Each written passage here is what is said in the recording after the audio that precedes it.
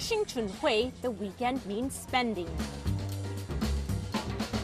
Prices are up, but it isn't scaring away the shoppers, at least not yet. If I want to buy something, I won't keep my money in the bank until the price comes down. Money loses value every day. So when I want to buy something, I just buy it. Xing is one of the new faces of consumption in China.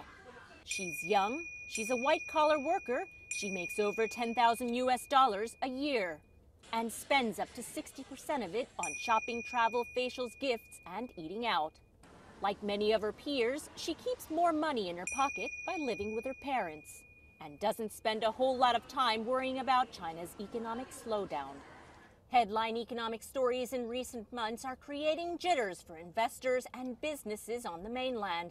The biggest worry, China's export growth is slowing.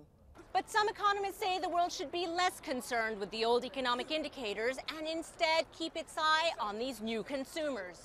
Wages over the past decade have risen rapidly in both cities and countryside, and while the Chinese are still big savers, they're now spending more than ever before.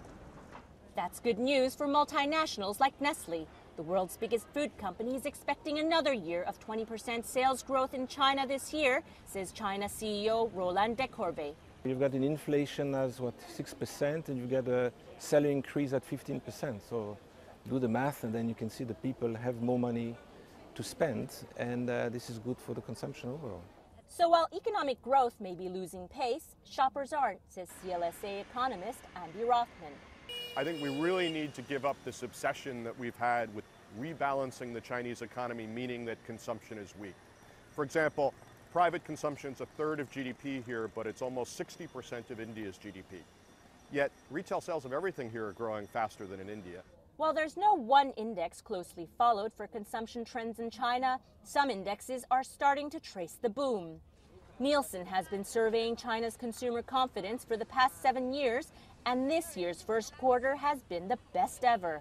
Nielsen's Karthik Rao. One thing we noticed when we looked at the information by the various city tiers is that you see rural consumers being especially confident, more than they've ever been before. And that's actually another opportunity moving forward. It's not all rosy, of course. For young consumers like Xing, sky-high property prices in cities are still a big challenge. But not one that will keep her from spending nearly $10 on a nice, relaxing hair wash. Jane Lanhee Lee, Reuters.